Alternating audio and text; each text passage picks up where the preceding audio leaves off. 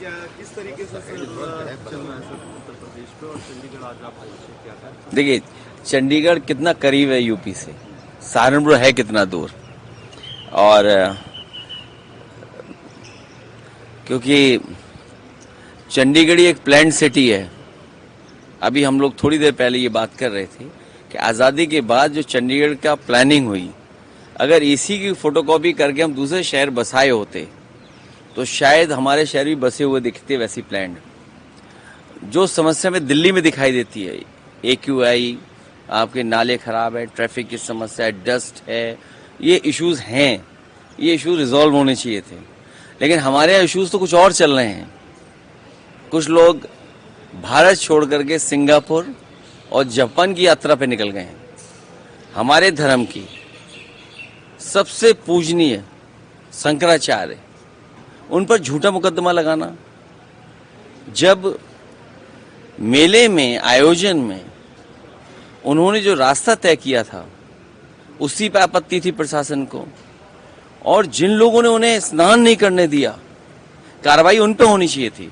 सुनने में आ रहा है उनके पक्ष में 2 डिप्टी CM आ गए हैं। अगर 2 डिप्टी CM उनके पक्ष में हैं तो सरकार कैसे चल सकती है? तो लगता तो ये कि कहीं दोनों मिली जुली तो नहीं है, कि डिवाइड एंड रूल की पॉलिसी रहे, लोगों को उलझा के रखें और शंकराचार्य जी को भी फंसा के रखें। दुख की बात है कि हमारे सनातनी धर्म के पूजनीय शंकराचार्य जी के साथ व्यवहार तब हो रहा है जब भगवाधारी हमारे मुख्यमंत्री हैं। सर SIR पे क्या कहेंगे? SIR वोट काटने के लिए हो रहा है और इससे सावधान रहना चाहिए सभी विपक्षी पार्टियों को। यूपी में जो हम लोगों ने फेस किया, बीजेपी के हेड ऑफिस से और कोई अनरजिस्टर्ड संगी साथी लोग हैं, उनका कोई सॉफ्टवेयर है या उनके पास कोई एजेंसी है, वो बाकायदा फॉर्म 7 भर करके भेज रहे हैं। यूपी के बहुत सारे लोग पंजाब में होंगे जो यूपी छोड़ करके आए होंगे काम के लेकर के, उनका ये वोट काट देंगे। फॉर्म 7 हम लोगों ने पकड़ा।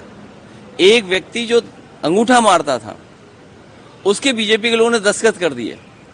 अभी मैंने अपनी कॉन्स्टिट्यूंसी में पकड़ा और आज की खबर है वहां पर कि हमारे नगर अध्यक्ष के नकली साइन और एक मुस्लिम का वोट काट दिया।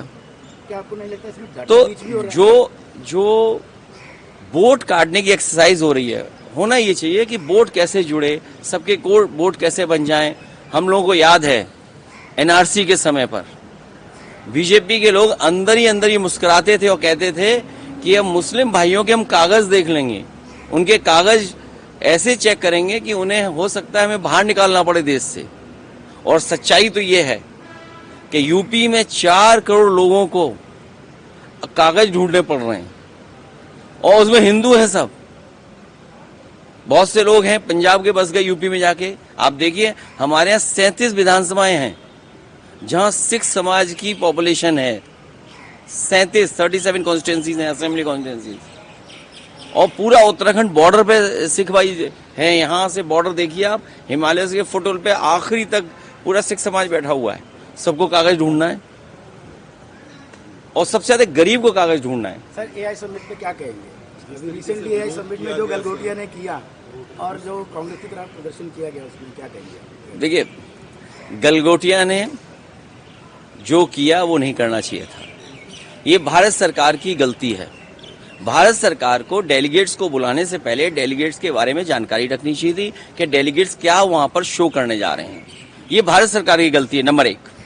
नंबर 2, भारत सरकार की जितनी भी एजेंसीज हैं, जो उनकी गुप्त एजेंसियां हैं, वो क्या कर रही थी? अगर उन्हें यही नहीं पता लगा कि कोई प्रदर्शन करने जा रहा है तो उन एजेंसीज पे कार्रवाई क्या की है? तो अब कांग्रेस पे आरोप लगाना एक विषय अलग है। प्रधानमंत्री जी विपक्ष के लोगों को धन्यवाद दे रहे हैं, लेकिन प्रधानमंत्री जी को उन पे कार्रवाई करनी चाहिए जिन एजेंसीज की वजह से वो कांग्रेस पार्टी के नेता वहां पर चले गए आई में। और जब कितने देशों के वहां डेलीगेट्स थे, जो सिक्योरिटी ब्रीच हुआ है उसकी जिम्मेदारी किसकी है? प्री स्क्रीनिंग नहीं हुई पहले। नहीं, सिक्योरिटी ब्रीच किसकी जिम्मेदारी है? अगर सिक्योरिटी में लैप्स हुआ तो वो जिम्मेदारी किसकी है? जहां इतने देशों के डेलीगेट्स थे उसकी जिम्मेदारी किसकी है? वो जिम्मेदारी से भाग रहे हैं और कांग्रेस पे आरोप लगा रहे हैं। AI तो वो है जो सबकी करे भलाई। अब मान लीजिए किसान के लिए आप लाना चाहते हो एआई, फसल की कीमत नहीं दोगे, एमएसपी तय नहीं करोगे, गारंटी तय नहीं करोगे।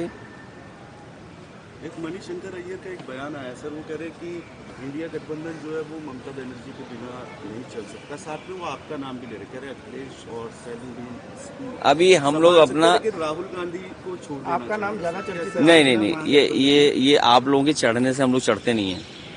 और जो इंडिया गठबंधन है इंटैक्ट है और इंटैक्ट रहेगा। हमारी प्राथमिकता है कि बंगाल में कैसे हराएं बीजेपी को और यूपी में कैसे हराएं। यूपी में जो चुनाव होगा वो 2027 का चुनाव नहीं होने जा रहा है, 2029 का चुनाव होने जा रहा है। जो लोग डिवाइड एंड रूल की बात करते हैं उनसे बहुत सावधान रहना पड़ेगा। वो कहो ऐसी व्यवस्था कर दें कि समाज में बांट दें वो लोग, इसलिए उनसे बहुत सावधान रहना पड़ेगा। वो कह रहे राहुल गांधी को हट जाना चाहिए और ये कोई तय नहीं कर सकता। Thank you.